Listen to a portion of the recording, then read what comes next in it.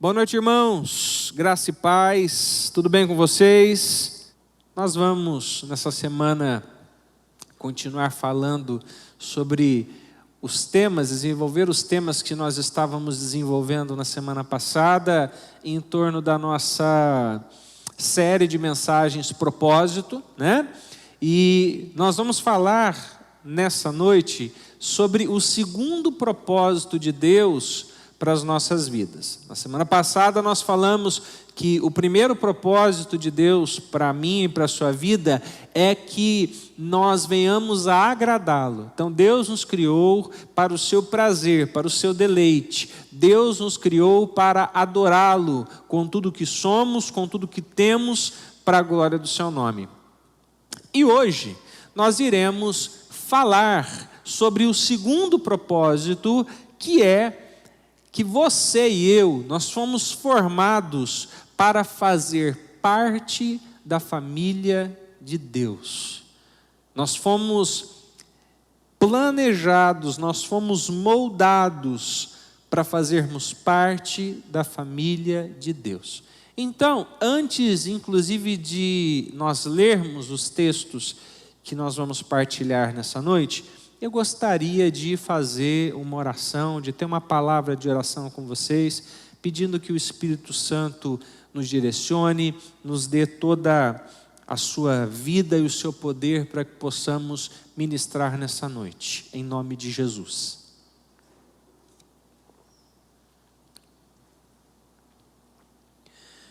Santo Deus, em nome do teu Filho amado Jesus Cristo, nós nos reunimos neste lugar.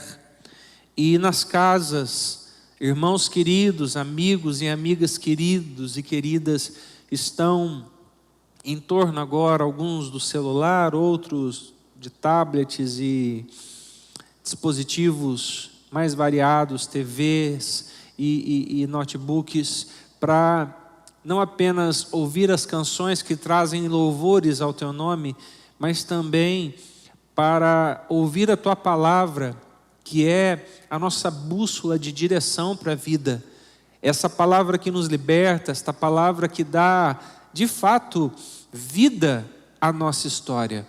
Por isso, em nome de Jesus, Espírito Santo de Deus, eu peço ao Senhor com humildade a tua direção, porque por mais que haja empenho e esforço de nossa parte em expor as Escrituras, através daquilo que o Senhor tem nos dado a título de intelecto, ainda assim seria insuficiente, se não fosse a ação sobrenatural do teu Espírito, se não fosse a ação poderosa do Senhor, que azeita o nosso coração, que prepara a nossa mente e nos capacita para recebermos a revelação que vem do céu, para que a nossa vida então possa ter sentido, significado, relevância e propósito. Por isso, fala conosco neste momento, e que em todo tempo o Senhor seja levantado e glorificado, e nós venhamos sempre, Pai, a diminuir para que o Senhor cresça. Assim nós oramos, em nome de Jesus. Amém e amém. Gente, então, como nós temos feito nas semanas anteriores, eu vou dar aqui alguns textos iniciais para a gente falar, para embasar aquilo que eu vou falar, partilhar com vocês. Mas nós temos tantos outros textos que eu vou citar, outros eu vou parafrasear, e eu não vou dar os endereços deles, mas eles estarão inseridos no material que vocês vão receber, se tudo der certo, ainda hoje, após o culto. Tá? Se não der certo, amanhã vocês estarão recebendo esse material, que é o material que nós partilhamos toda semana com vocês, que é, na verdade, um resumo daquilo que nós estamos falando, ok? Então, o primeiro texto que eu quero compartilhar, inicialmente, é Evangelho de Jesus segundo escreveu João, capítulo 15, versículo 5, que diz assim: Eu sou a videira, vocês são os ramos. Então, vamos partir da premissa, vamos partir do ponto em que estamos falando de que nós fomos formados nós fomos planejados, nós fomos criados para fazer parte da família de Deus. E o Senhor Jesus vem dizendo: eu sou a videira e vocês são os ramos. Romanos, capítulo 12, versículo 5, o apóstolo Paulo escreve, e ali está dito que Cristo nos faz um corpo, conectados uns aos outros. É impressionante como as Escrituras elas se utilizam de referências, sempre trazendo uma conotação, um ideal de que nós devemos andar em unidade. Tanto é que o autor aos Hebreus, capítulo 2, versículo 10, a parte A, diz assim: Deus é aquele que fez todas as coisas, e todas as coisas são para a sua glória. Ele, o próprio Deus, quis que muitos filhos partilhassem da sua glória.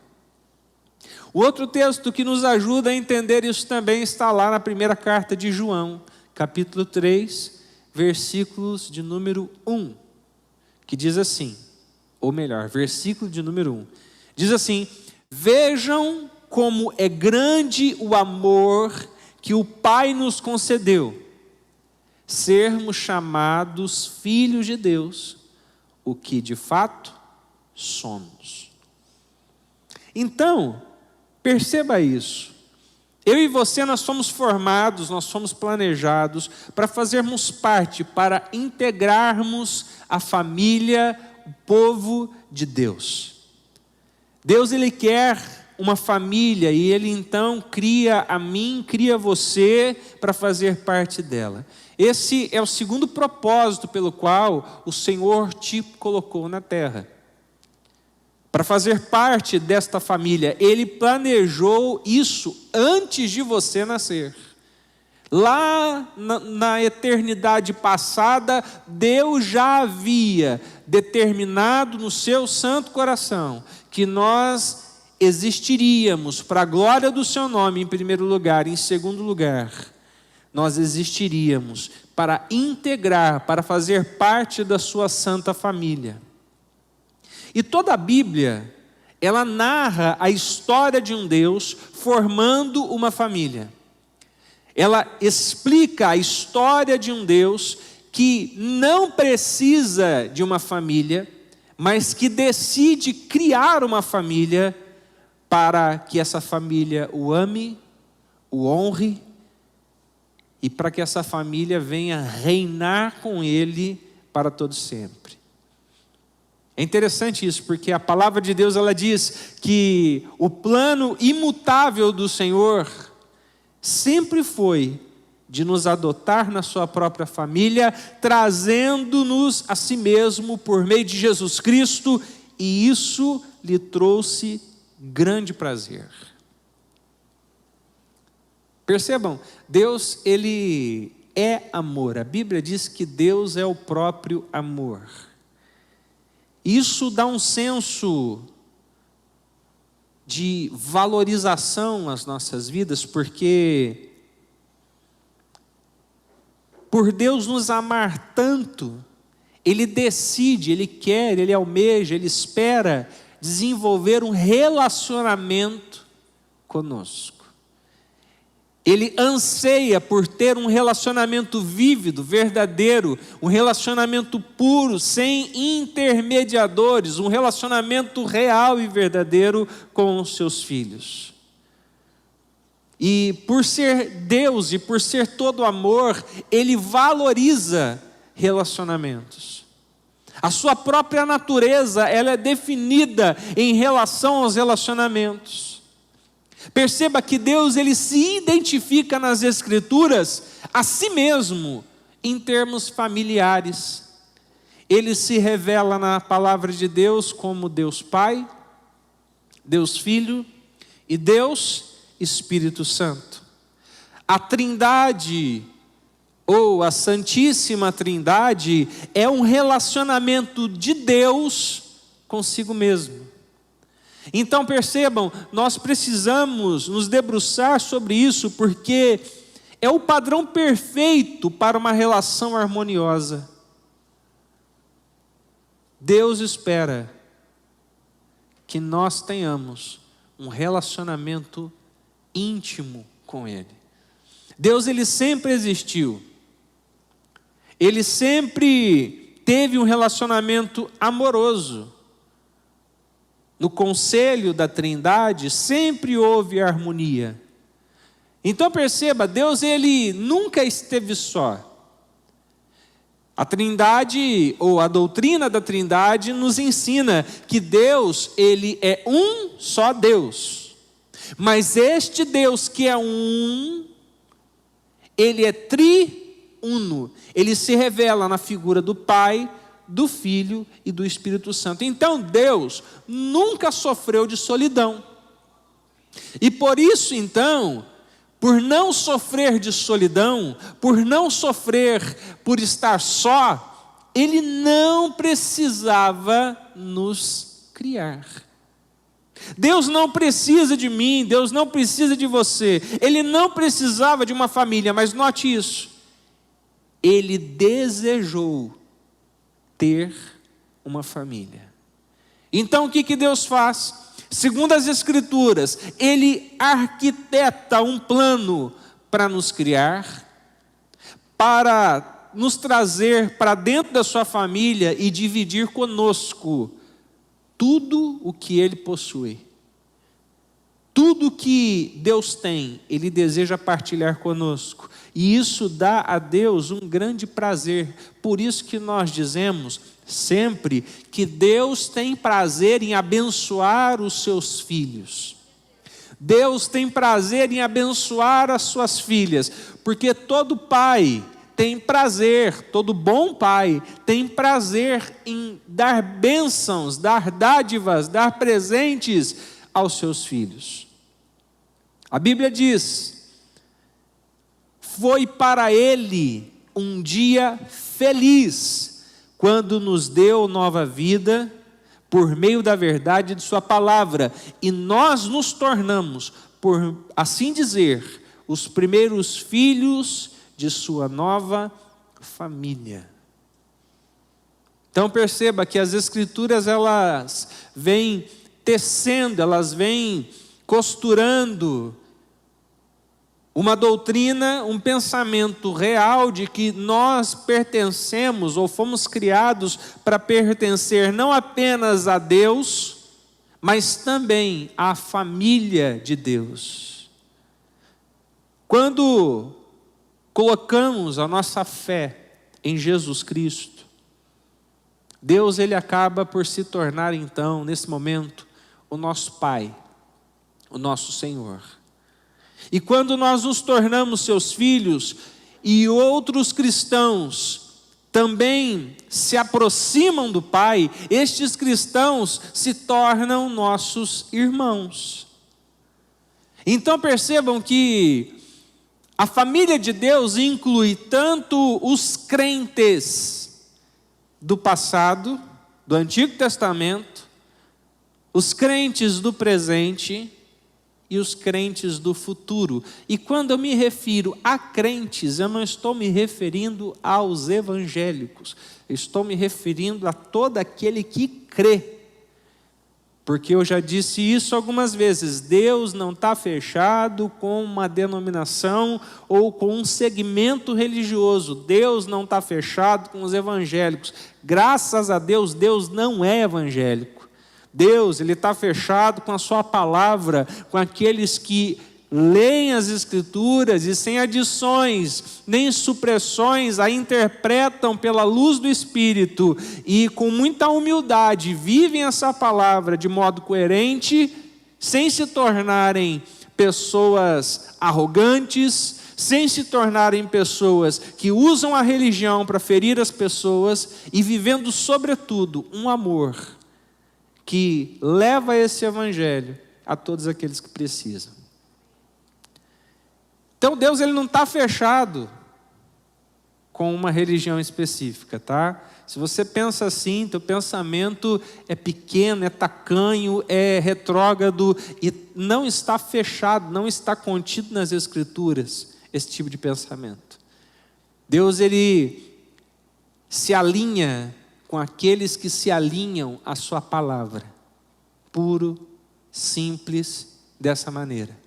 Então, a família de Deus, ela consiste de quem? Daqueles que creram em Deus no passado, daqueles que creem em Deus através do seu Filho Jesus Cristo no presente, e de todos aqueles que crerão ainda no Senhor Jesus no futuro.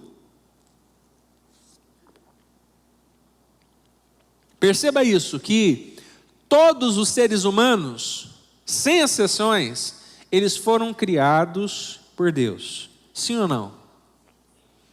Todo ser humano foi criado por Deus. Acho que todos concordam, né, com isso. Ninguém aqui é darwinista, eu espero que não.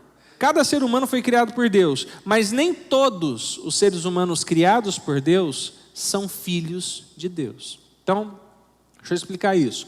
Deus, Ele cria o ser humano em perfeição no Éden, e você já sabe da história que no Éden os nossos pais desobedecem a Deus, eles se corrompem em pecado, a arrogância acaba entrando em seus corações, dão ouvido à rebeldia que se expressa numa figura de serpente, mas que na verdade era o próprio Satanás.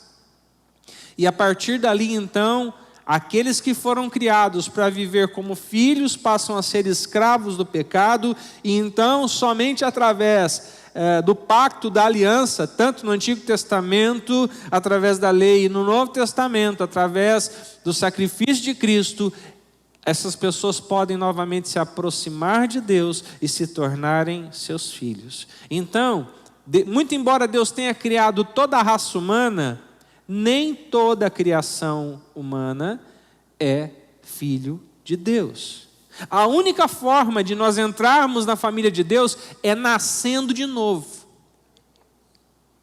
É nascendo na família de Deus. Na tua família natural, você nasceu, e a partir do momento que você nasceu, o teu pai, geralmente é o pai que vai, mas o teu pai foi lá no cartório e registrou e colocou o sobrenome, o nome da família em você. Então, no teu nascimento físico, você passou a pertencer a uma família aqui na terra. Mas quando você nasce de novo pelo arrependimento, pela regeneração e pela crença absoluta de que Jesus Cristo é o Filho de Deus e é o Senhor, o Messias, aquele que nos liberta de todo pecado, a partir desse momento você nasce de novo, e você então nasce dentro da família de Deus. E olha que coisa linda, Deus nos deu o privilégio de nascermos de novo, nascermos de uma maneira regenerada, transformada, para que então nós possamos agora ser membros da sua santa família. Quando o homem cai no Éden, ele perde a sua capacidade de viver em santidade com Deus. Mas quando a conversão ocorre algo que a teologia vai chamar de regeneração, justificação e consequentemente a adoção, mas eu quero focar na regeneração. Quando nós somos regenerados, significa que Deus, através do Espírito Santo, que vem habitar no nosso coração na conversão, Ele passa a desenvolver uma obra dentro de nós, que vai nos capacitar para viver uma vida que glorifique a Deus. Perceba, não vai ser do dia para a noite. Se você ainda não entregou sua vida para Cristo, escute isso. Não vai ser do dia para a noite que você vai abandonar todos os seus maus hábitos. Provavelmente não vai ser do dia para a noite que você vai deixar todos os seus pecados. Por que eu estou dizendo isso? E fazendo um parênteses aqui na mensagem. Porque às vezes eu convido pessoas para vir à igreja, para ouvir uma mensagem bíblica, para estar conosco adorando ao Senhor. E às vezes eu escuto assim: eu não vou não, pastor, porque eu gosto de vez em quando tomar uma cervejinha. Eu não vou não, pastor, porque eu fumo. Pastor, eu não vou não, porque eu tenho a boca muito suja, eu falo muito palavrão. E isso me incomoda bastante quando eu ouço essas justificativas, porque quando a pessoa diz isso para mim, nas entrelinhas, o que eu acabo lendo? Eu leio que essa pessoa não quer estar conosco, não porque ela não quer estar pura e simplesmente, mas ela não quer estar porque ela não vai se sentir bem, porque ela imagina que todo mundo dentro da igreja é perfeito.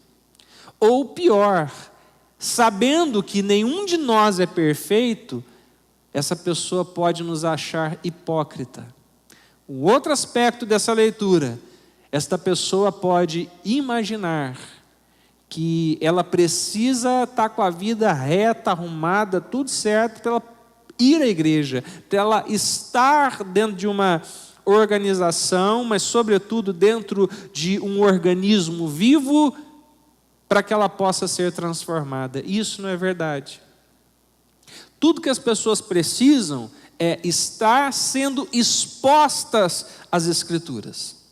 As pessoas precisam ouvir a palavra. Então, quando nós convidamos alguém e a pessoa diz: eu não vou porque eu tomo cerveja, você vai dizer para ela assim: tudo bem, continua tomando a tua cerveja, mas vai para a igreja. Vai lá para o culto, vai ouvir a mensagem. Mas eu não quero parar de beber. Não tem problema, continua bebendo e vai ao culto. Mas e aí, pastor? Eu não sei se você crê nisso, mas eu creio que existe um poder maior, que é o poder do Espírito Santo. A Bíblia diz que ele convence o homem do pecado, do juízo e da justiça. A gente não vai precisar ficar batendo na pessoa, a gente não vai precisar ficar toda hora falando do fumo, do cigarro, da pessoa que é boca suja. De vez em quando a gente vai escutar uns negócios aqui que a gente vai ouvir falar: meu Deus do céu, me ajuda. Mas eu prefiro que estas pessoas estejam dentro da igreja, ouvindo a palavra, com as suas imperfeições, mas tendo a oportunidade de serem transformadas pelo Evangelho. O Evangelho que é real, não o Evangelho que é religioso apenas. Do que essas pessoas estarem lá fora, sem ter a oportunidade de desenvolver comunhão, de desenvolver relacionamentos com aqueles que conhecem o Deus vivo e verdadeiro. E essa pessoa, eu creio, com todos os seus problemas, com todas as suas dificuldades, ela pode sim vir a crer e entregar sua vida a Cristo. E aí, pouco a pouco, as coisas vão se acertando. O nosso problema é que às vezes nós já caminhamos 10 anos, 15 anos no Evangelho e muita coisa da nossa vida já mudou. Maus hábitos que tínhamos nós abandonamos. Talvez você fumava, você bebia, talvez você batia na sua esposa, ou talvez a senhora batia no seu esposo, porque também tem muita... Eu sou advogado e eu lido às vezes com muita violência doméstica. Tem umas mulheres fortes que bate forte nos maridos, entendeu? E não tem uma lei para defender os abençoados. Agora tem, né? Tem medida restritiva, graças a Deus, né? Mas, perceba, a tua vida foi mudando pouco a pouco. Você se esquece, às vezes eu sou tentado a me esquecer, que levou tempo para a gente chegar aqui. E às vezes chega uma pessoa na comunidade da fé, e a gente quer que essa pessoa mude do dia para a noite, a gente quer que essa pessoa mude em 1 ano, 2 anos, e se a pessoa não mudar, a gente começa a apertar ela, porque o nosso lado religioso quer bater nas pessoas. E a gente se esquece que Jesus nunca bateu no pecador. Jesus só batia, e bater aqui no sentido de reprimir. Jesus só reprimia, Jesus só repreendia, melhor dizendo, os fariseus. Aqueles que usavam a lei, aqueles que usavam o texto frio das Escrituras para fazer maldade e crueldade com as pessoas. Então, quando você convidar alguém para estar na igreja, entenda que essa pessoa vai estar aqui e ela vai às vezes demorar um bom tempo. Eu não sei quanto tempo, mas vai demorar um bom tempo para que ela talvez mude os seus hábitos, para que ela abandone os seus pecados. E quando você ficar tentado a criticar essa pessoa, se lembre que você demorou muito tempo para abandonar alguns pecados. E talvez você não tenha abandonado outros ainda. E você está lutando nessa área. Mas graças a Deus que existe a graça e existe o sacrifício de Jesus, que quando nos arrependemos, este sangue de Cristo está sobre nós e nos perdoa e nos limpa de todo o pecado. Amém? Então, quando nós nascemos de novo, voltando agora para a mensagem, quando nós nascemos de novo, nós nascemos dentro da família de Deus, e isso é um grande privilégio. O convite para sermos parte da família de Deus, ele é, segundo as Escrituras, um convite universal. Esse convite é feito para todos, mas há uma condição para que as pessoas se tornem filhas e filhos de Deus. Qual condição é essa? A fé em Jesus. Se não houver fé em Jesus, não pode ser filho de Deus, é simples assim. Um outro aspecto importante aqui é que nós somos tentados às vezes a definir e julgar quem é e quem não é filho de Deus. Isso não compete a nós. Tudo que você precisa, tudo que eu preciso é saber se eu sou, pessoalmente, filho de Deus. Tem uma frase libertadora, que eu vou dizer ela agora e vai te ajudar bastante. E a frase é: vá cuidar da sua vida. Cuide de você. Olhe para você. Porque a condição para ser filho, a condição para se tornar uma filha de Deus é crer em Jesus Cristo. E a Bíblia vai dizer que todos vocês que creram são filhos de Deus mediante a fé em Jesus. E note isso, a sua família espiritual, ela é muito importante. Nós estamos vivendo um momento de isolamento e nós estamos nos adaptando agora, aos poucos, eu creio que as coisas vão melhorar, a gente vai começar a voltar com os cultos, algumas igrejas na cidade já voltaram, e nós vamos, paulatinamente voltando, mas muitas pessoas me procuram e falam assim: pastor, que saudade do culto, ai, que vontade de estar na igreja, ai, que isso, ai, que aquilo, ai, que aquilo outro. Que bom que você está com saudade, estou muito feliz que você está com saudade, mas quando voltar, em nome de Jesus, entenda que é importante nós termos esse tempo de comunhão, que no nosso caso é aos domingos. Porque a tua família de sangue, escute isso, ela é muito importante. A sua esposa é muito importante, o seu marido é muito importante, os seus filhos são muito importantes. Mas eles não são mais importantes do que a família de Deus. O nosso Deus tem muitos filhos. O nosso Pai, Ele criou uma família eterna. E por que eu estou dizendo que a família da fé, ela encontra num lugar de elevada primazia? Porque a família da fé é eterna. A família física, ela é abalada por vários aspectos. A família física pode sofrer o divórcio, os filhos podem crescer e ir embora e se distanciarem, os irmãos podem se distanciar e nunca mais conversarem, tantas situações podem acontecer na família física que venha a quebrar os relacionamentos, mas a família da fé, ela jamais vai deixar de existir, porque Deus a criou, e tudo que Deus cria é eterno. Portanto, se existe alguém que você sabe que crê em Jesus e você não gosta dessa pessoa, você torce o nariz para ela, em nome de Jesus, mude seu pensamento, que essa pessoa faz parte da sua família.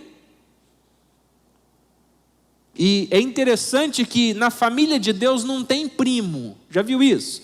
Que às vezes tem uns primos que a gente não gosta muito, né? Todo mundo tem um primo xarope, né? Todo mundo tem, pelo menos um primo xarope. Eu tenho uns 3 xarope.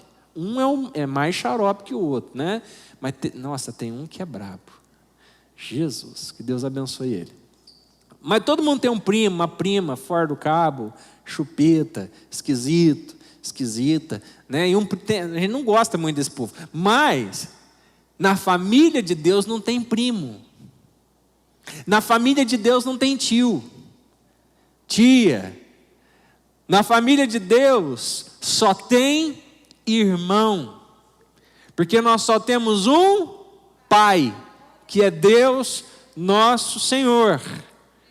O único irmão que nós temos é Jesus, o nosso irmão mais velho, que faz parte da Trindade, portanto também é Pai. Então entenda que a sua família espiritual, ela é muito importante, ela vai continuar por toda a eternidade. É uma união muito forte, é um laço permanente, mais forte que um laço de sangue. Então entenda que quando nós nos reunimos aos domingos, quando nós nos encontramos nas reuniões, nos cultos, não é apenas, e quando eu digo apenas, não é porque é uma situação de só menos importância, mas não é para apenas estar na igreja, mas é sobretudo para adorarmos a Deus, para glorificarmos a Deus, para nos edificarmos em torno da palavra e para desenvolvermos comunhão uns com os outros. Somos irmãos. Tempo atrás, conversando com uma pessoa, estava muito tempo sem vir à igreja, fui visitar, fui conversar e tal. Falei, meu irmão, o que acontece? Você não está vindo ao culto, né? A pessoa virou e falou assim, é que eu não me sinto parte da igreja. Eu falei, você não se sente mesmo, você não vai na igreja, como é que você vai fazer parte, né? Você não está indo. Então, você não vai no culto, você não vai na igreja, você não está com os irmãos, você não dá as caras lá, como é que você vai fazer parte de um negócio que você não participa? Então, entenda que estar aqui, estar nos cultos é algo muito importante. Ter o teu tempo de sabá é bíblico. Eu preciso te dizer isso, nós estamos vivendo um tempo em que as pessoas estão trabalhando demais. O trabalho é bom, mas o trabalho não pode ser o teu Deus. O trabalho que escraviza é o tipo de trabalho que Deus não quer que você desenvolva. Porque Deus não quer que você seja escravo de absolutamente nada.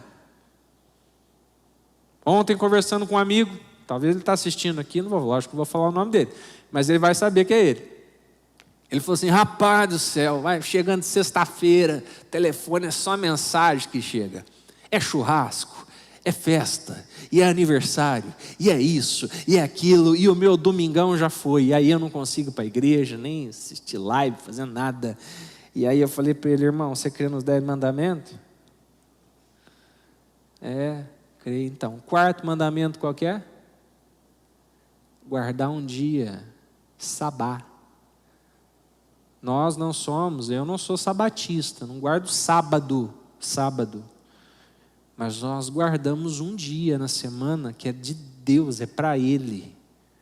Nesse dia a gente não vai ficar fazendo aquele monte de coisa dentro de casa. A senhora não vai ficar esfregando a casa. O senhor não vai ficar pintando aquela parede. Você pinta outro dia, você pinta de noite, qualquer hora que você quiser. Menos no domingo, porque domingo é o dia que você separou. Ou seja, outro dia, mas o dia que você separar para Deus, honre esse dia para glorificar o nome dEle. Se você tem que trabalhar de segunda a segunda, alguma coisa está errado. Se você não tem um dia para descansar, alguma coisa está errada, porque Deus te criou para fazer parte de uma família, e dentro desse projeto familiar, Deus planejou o descanso. Deus, quando cria todas as coisas, diz a Bíblia em Gênesis, que no 7º dia Deus descansa. Deus precisava descansar? Lógico que não. A energia de Deus nunca acaba, mas Ele descansou por quê? Para nos dar o exemplo. Então, em nome de Jesus, entenda que aos domingos é dia do Senhor, é dia de glorificar o nome dEle, é dia de você parar um pouquinho para pensar. Tem muita gente adoecendo hoje porque não tem tempo para pensar. Tem gente que acha que ficar parado, olhando nada, pensando na morte da bezerra, né, como diz o caipira, é algo ruim. E não é. O nome disso é ócio criativo. Você precisa parar para pensar nas maravilhas do Senhor. Você precisa parar para pensar nas grandes coisas que o Senhor está fazendo na tua vida.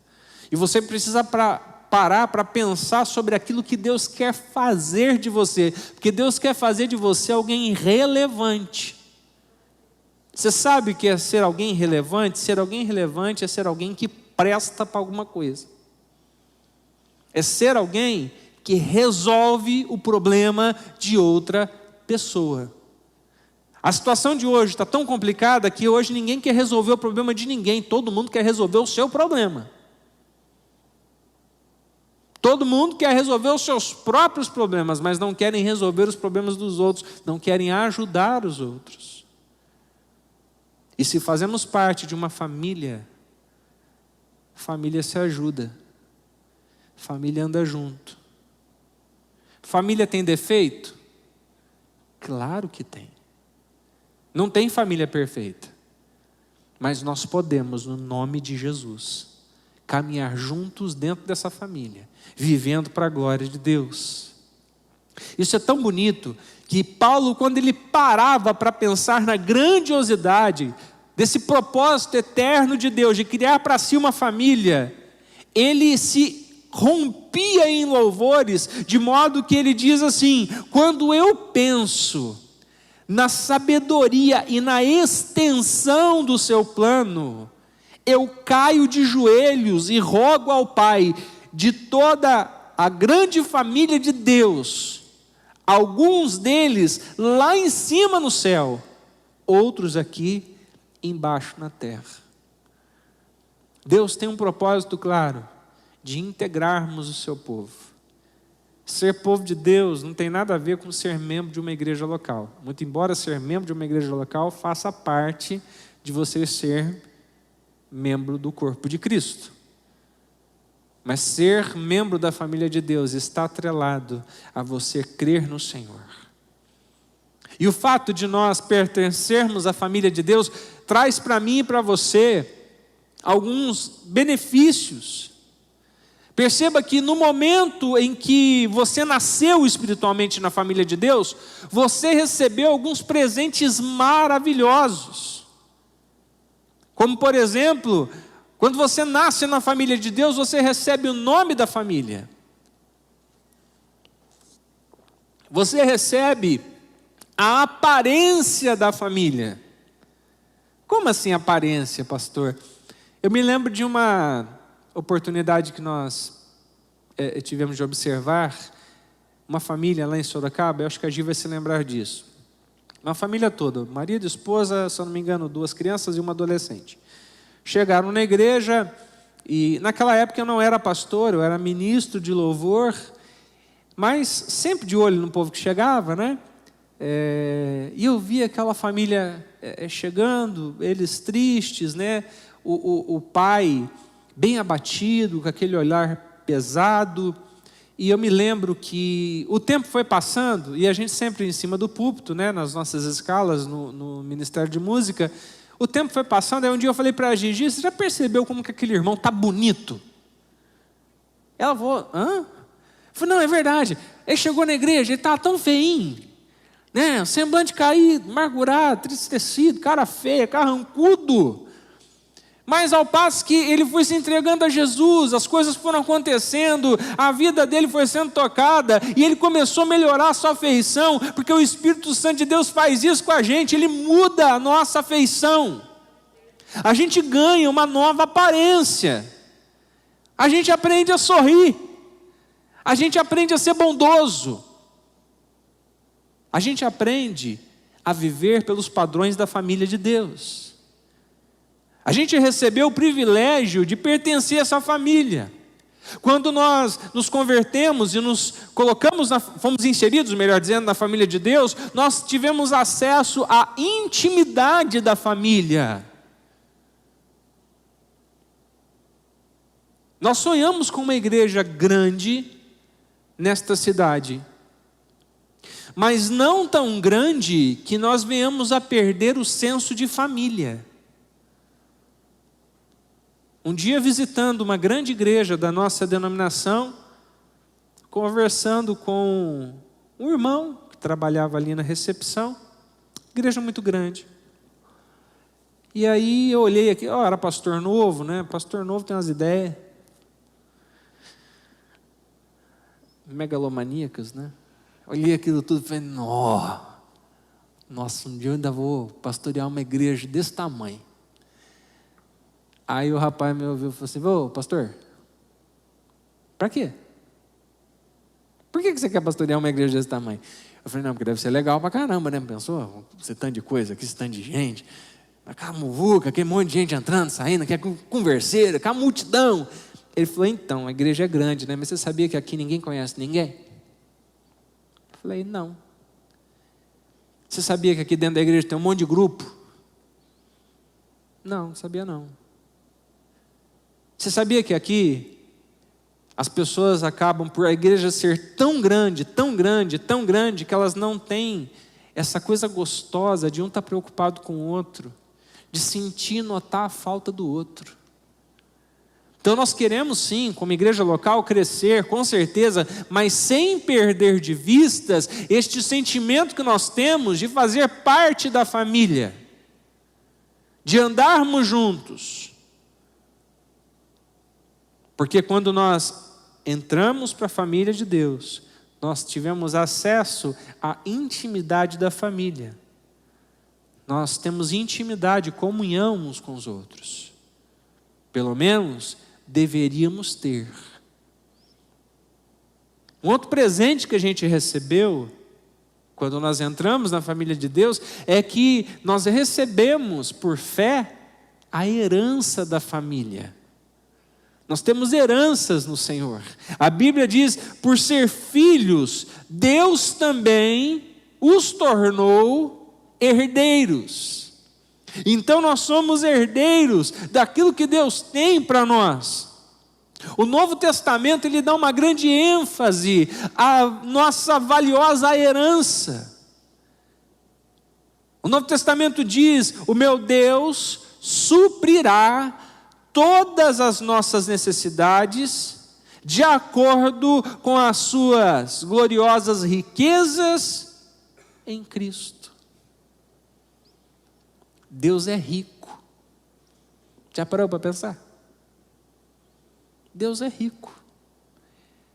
Tudo que você precisa, todas as suas necessidades, elas estão nas mãos de Deus. E Ele tem poder sim para suprir. Mas pastor, por que eu estou orando para comprar um carro novo e eu não consigo? Talvez porque o carro novo não seja a tua necessidade. Talvez você queira isso, mas não seja necessário. Porque nem tudo que eu quero é necessário.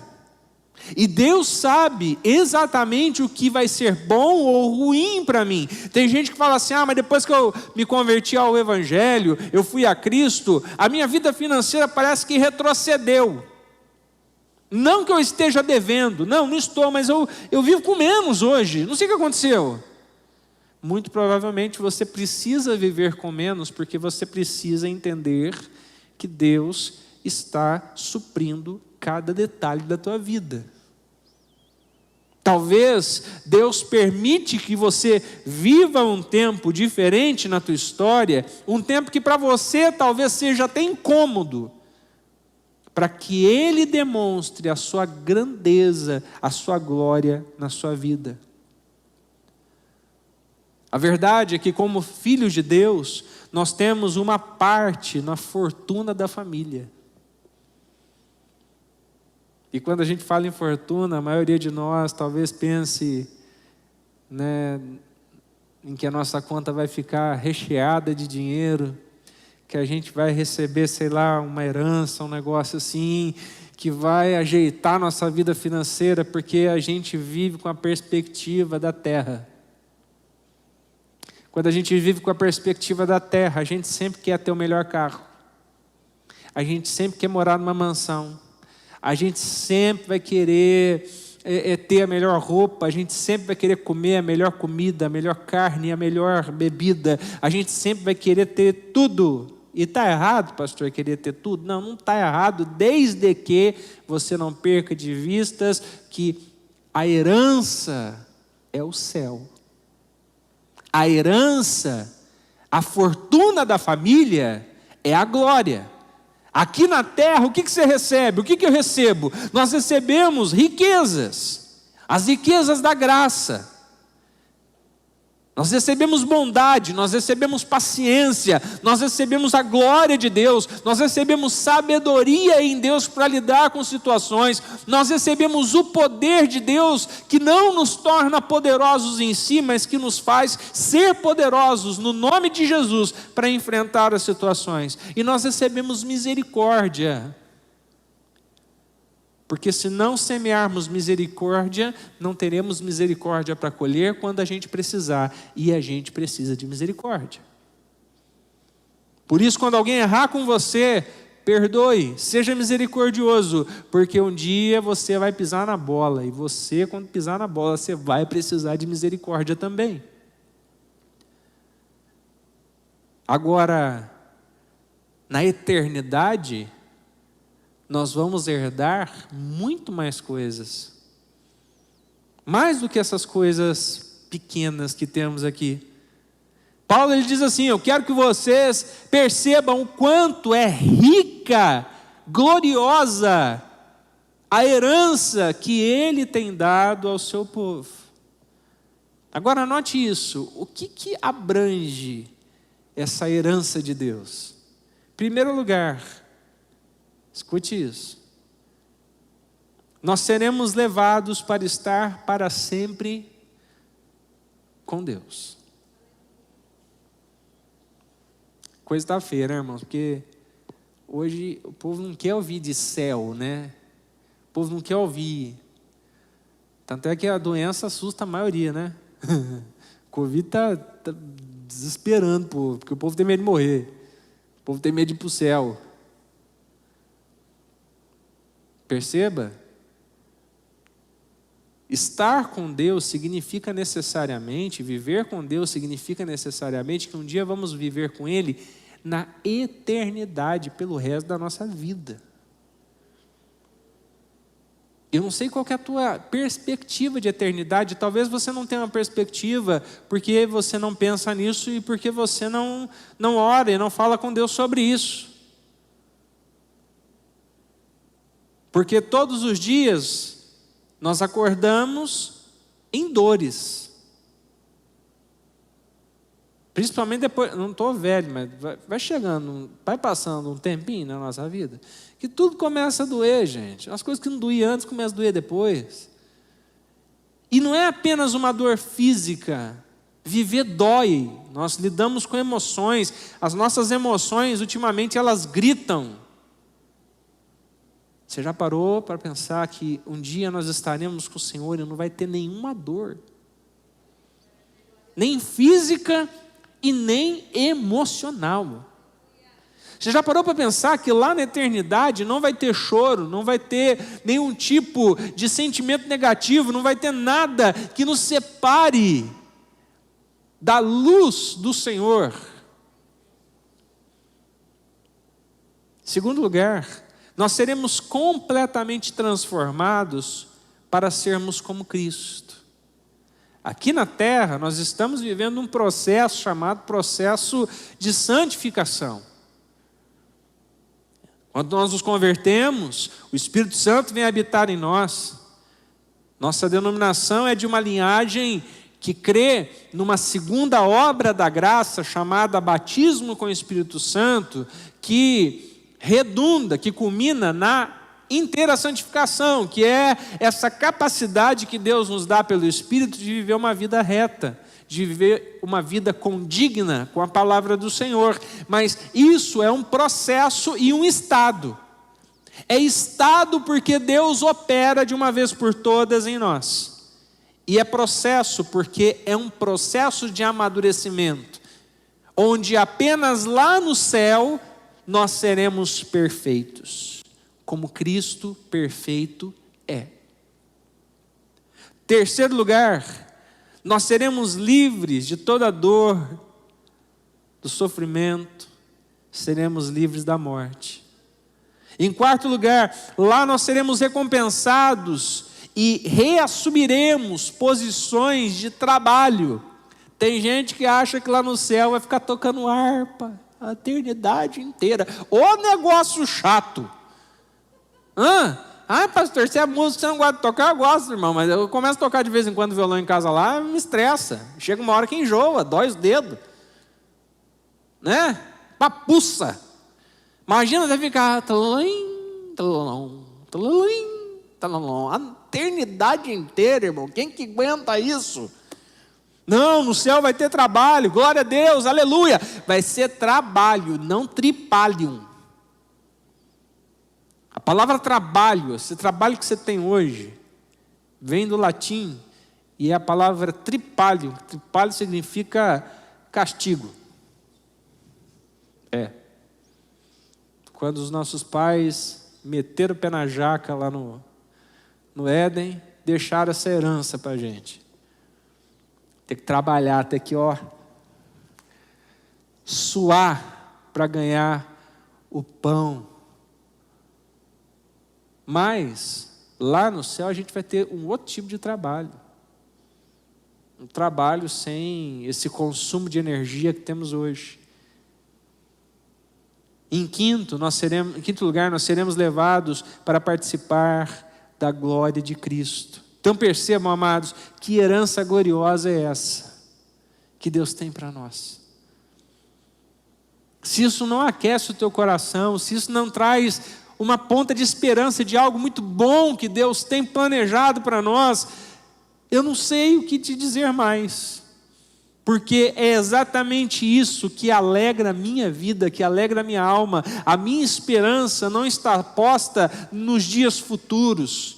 Tem gente desesperada com o coronavírus, achando, meu Deus, o que vai acontecer, irmão? É só o começo. Teve uma onda aí um tempo atrás de igrejas em crescimento, né, que tinha essa frase, né? As igrejas começaram a crescer. E aí um pastor falava para o outro, está crescendo lá, irmão? Está crescendo. É só o começo. E eu estou dizendo, irmão, coronavírus também é só o começo. É o começo do fim. Está escrito nas Escrituras. É algo que não deveria assustar os crentes. É algo que não deveria nos pôr, muitas das vezes, enclausurados. É apenas mais uma das enfermidades que nós teremos que enfrentar na humanidade. Muita coisa ainda vem por aí. Por isso que a nossa esperança não está posta nos dias futuros. A nossa esperança está posta no Senhor. A Bíblia diz que Deus reservou uma herança inestimável para os seus filhos. Ela está guardada no céu. Ela está nos aguardando. Ela é pura, ela é incorruptível, longe do alcance de mudanças ou da decadência. Então, isso vai explicar, a palavra de Deus vai dizer que essa herança é algo que Deus tem para nós e é algo que eu e você devemos nos lembrar a cada dia, porque nós somos consumidos a cada dia pela desesperança do mundo. Quando a gente liga a TV, o que a gente ouve nos noticiários? Quando a gente vê, e aqui, como está gravando, tem que tomar esse cuidado, não estou fazendo uma crítica a nenhum município, a nenhum ente da federação, e eu estou dizendo isso não por medo, porque eu não tenho, mas estou dizendo isso por respeito que tenho pelas instituições. Mas, amados, a mídia às vezes é feita de uma maneira estranha, porque, por exemplo, Pederneiras, qual que é o último número que tem de casos? Último que eu vi, 131 casos confirmados. Casos recuperados, 111. Então, no frigir dos ovos, quantos casos tem? 24. A conta é essa. Ora, é a conta que se deve fazer, penso eu. 20, a gente é ruim de conta, amor, não esquenta não. Nós somos da área de humanas. Exatas não é com a gente, né? Mas então, a mídia, ela não gera esperança no nosso coração. A mídia só tende a gerar desesperança, medo, confusão, desestabilização. É aí que entra a família de Deus. A família de Deus gera uma boa palavra, gera estabilidade emocional. A família serve para quê? Não sei qual foi a tua experiência com a tua família. Eu lembro das minhas experiências com a minha família, que apesar de não ser perfeita, era uma boa família. É uma boa família. Não acabou, né? Só o pai e a mãe que foram morar no céu. Mas me lembro de situações muito difíceis que passei e enfrentei na minha vida, onde a família, ao invés de ter aquela palavra terrível, ela tinha uma palavra de ânimo. Onde a mãe vinha, abraçava e falava: filho, não esquenta não, vai dar tudo certo. Ah, mas mãe, mas aconteceu isso, fulano falou aquilo, e tal porta se fechou, e vinha o pai, abraçava e falava: filhão, vai dar tudo certo, esquenta a cabeça com isso aí não, você esquenta a cabeça demais, e relaxa. E às vezes pegava, estava chateado, entristecido, vinha o irmão mais velho e abraçava e falava: ó, vai dar tudo certo. Né? Então, é essa função da família da fé também.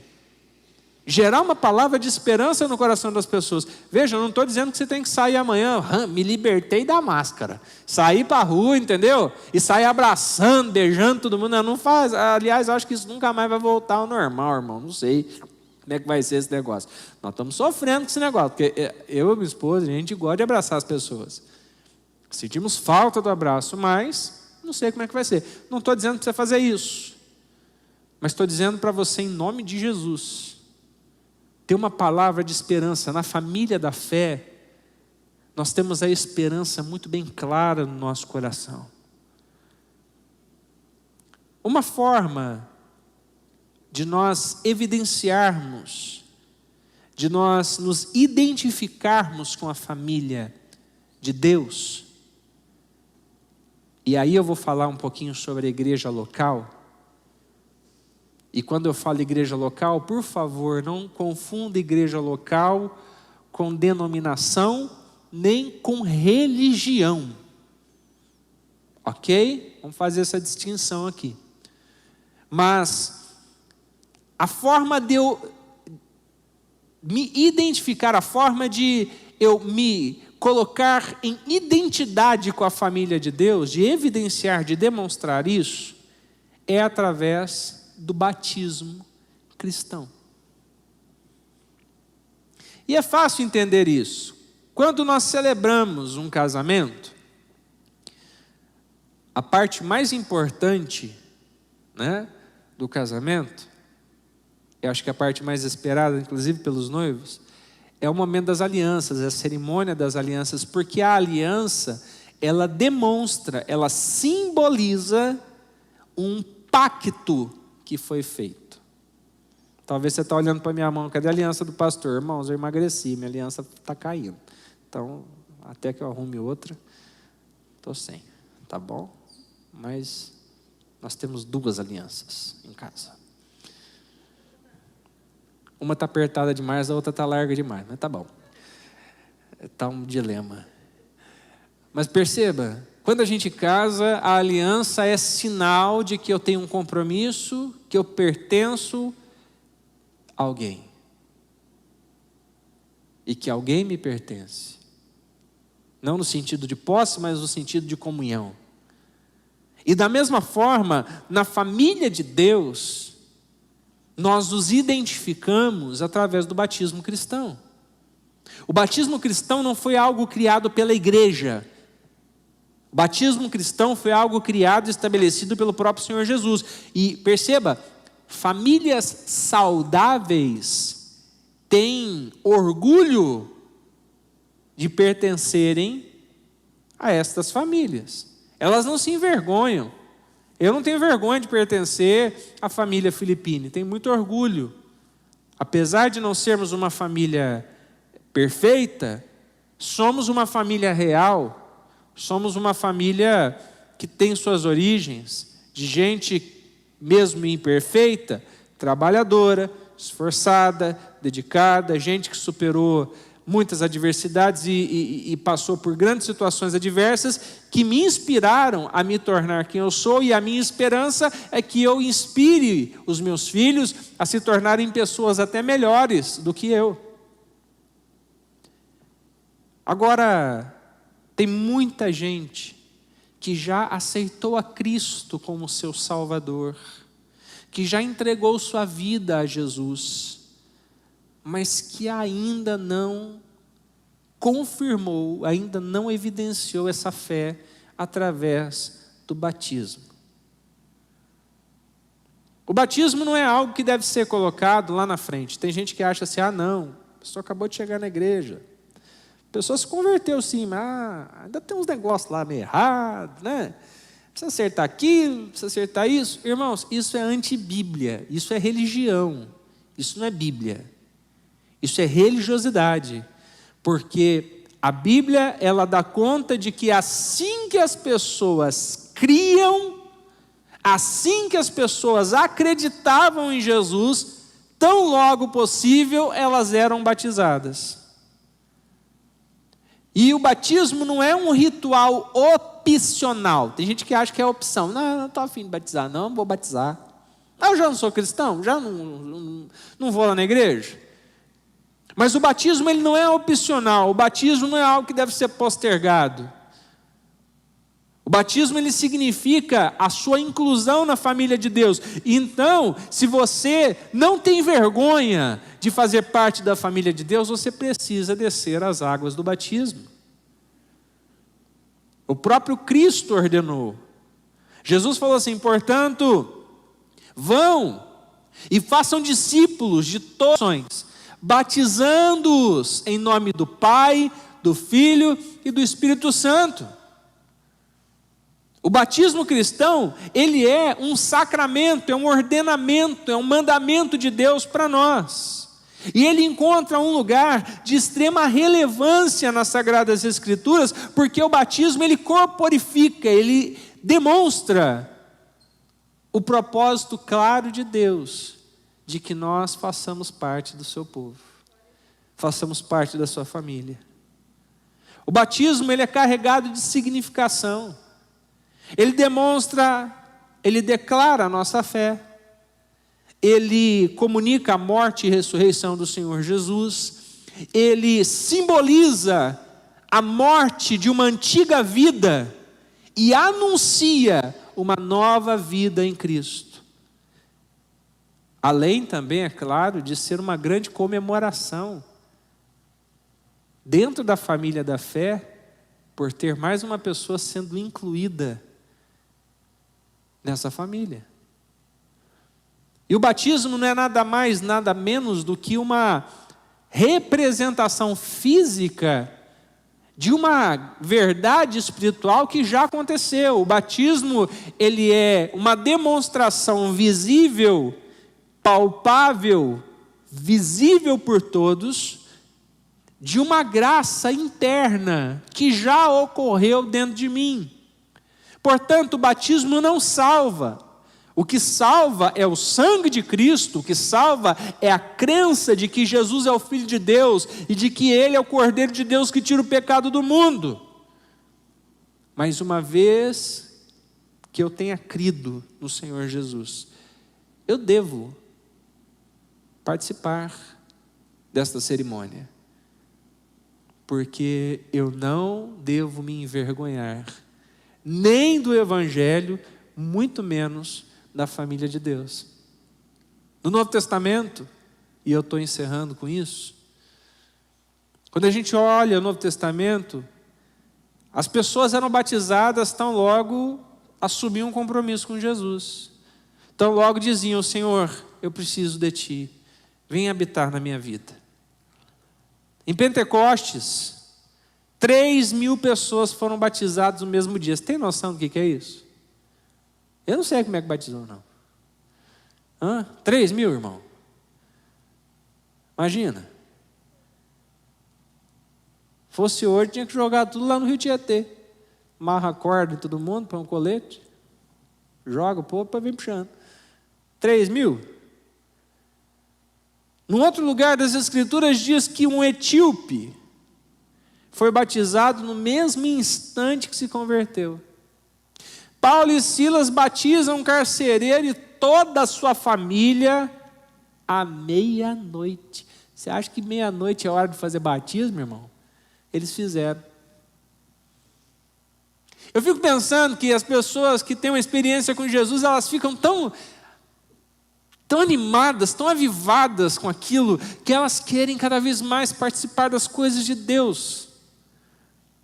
E essa é uma palavra para tocar a tua vida, você que já entregou a sua vida a Jesus, mas você ainda não colocou-se na família de Deus através do batismo.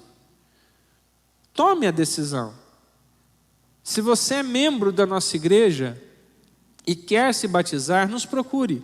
Aliás, alguns irmãos já nos procuraram, mas existem outros que precisam se batizar, então vamos descer as águas.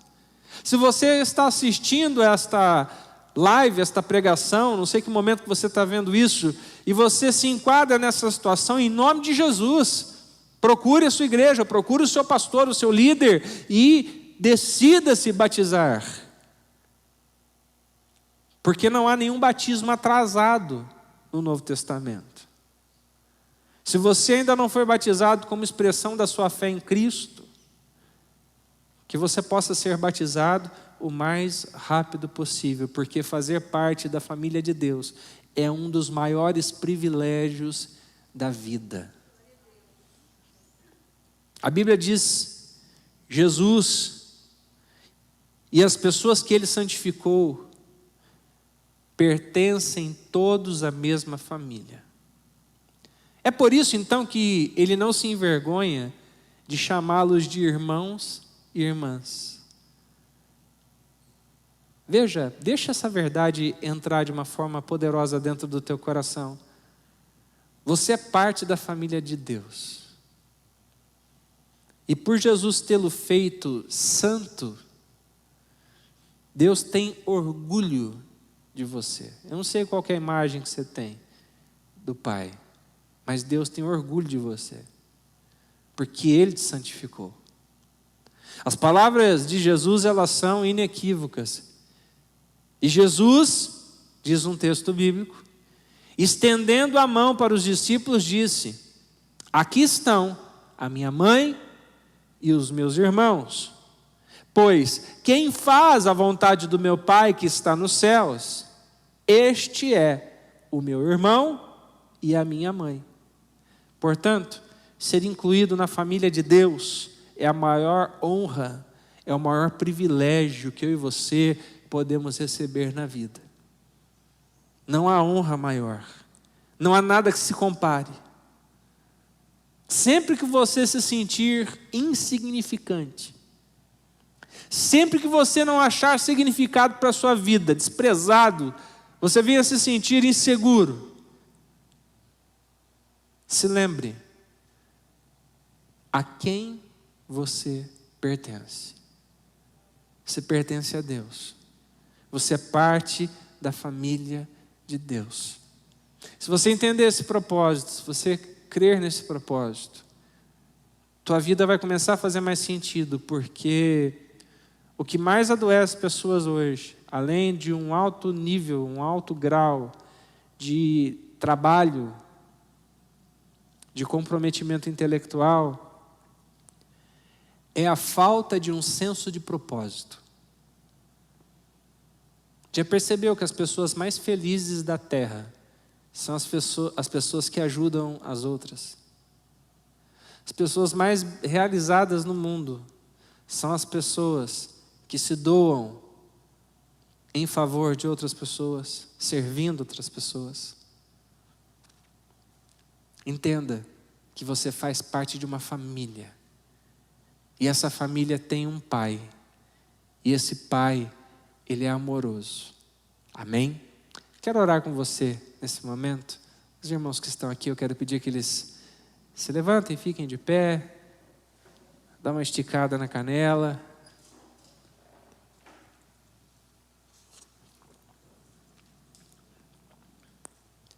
O pessoal estava reclamando que o culto estava muito pequeno, agora está acabando às 9h. Glória a Deus, com gente é melhor, né? É muito bom ter vocês aqui. Quero orar com você. Você que já faz parte da família de Deus, você que já entendeu isso. Mas eu quero orar com você que ainda não decidiu, né? Se batizar, se colocar nessa aliança, fazer parte deste selo de autenticidade como cristão. Eu quero orar para que Deus trabalhe na tua vida e que nós possamos, pelo Espírito de Deus, ter esta realidade muito bem explicada e clara nas nossas vidas, não apenas por aquilo que falamos agora, mas por tudo aquilo que vamos aprender ainda nestes dias e através do ensino, do magistério do Espírito Santo nas nossas vidas. Oremos ao Senhor. Pai de amor, tua palavra mais uma vez foi pregada nesta noite e é um grande privilégio pertencer à tua família. Hoje o Senhor nos ensinou este segundo propósito, que nós fomos moldados, planejados na eternidade para fazermos parte da sua família. Aprendemos que o seu plano, que é imutável, sempre foi de nos adotar para a sua própria família, trazendo-nos ao Senhor, por meio de Jesus, nos fazendo não bastardos, mas filhos legítimos do Senhor.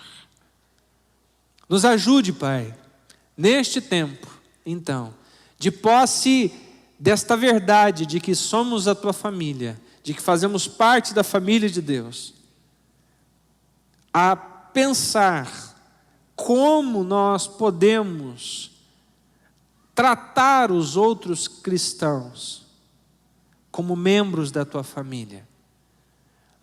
Nós vivemos um tempo, Pai, de cumprimento da tua palavra e me parece que alguns se entristecem com o cumprimento das Escrituras. O cumprimento da tua palavra, ela é uma realidade nas nossas vidas.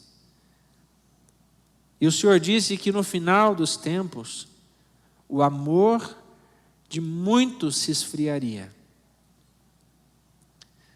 E a evidência de que esse amor se esfria é que nós cada vez mais estamos nos distanciando, estamos vivendo as nossas próprias vidas, o nosso próprio mundinho, apenas os nossos problemas, achando que a nossa vida é mais importante que a vida dos outros, porque afinal de contas os nossos problemas sempre são maiores do que os dos outros.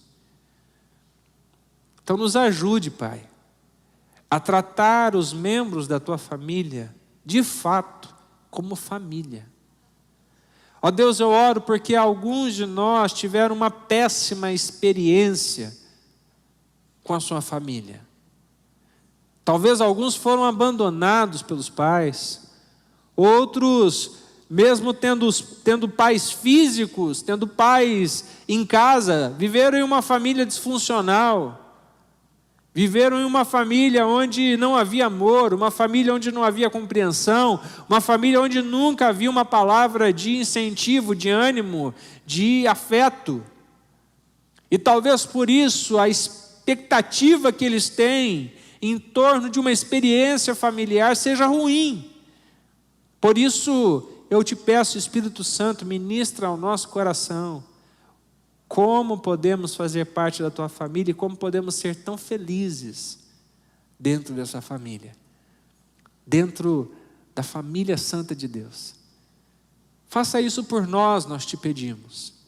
E ao final de todas as coisas, que então o seu nome, apenas o teu nome, seja levantado, exaltado e glorificado em nossas vidas. Assim nós oramos, em nome de Jesus. Amém e amém. Glória a Deus. Muito bem, amados, nós vamos deixar aí, na verdade já está na descrição do YouTube, a tarefa da semana para você fazer. Que Jesus Cristo, nosso Senhor, te abençoe. Tenham todos uma ótima semana, em nome de Jesus.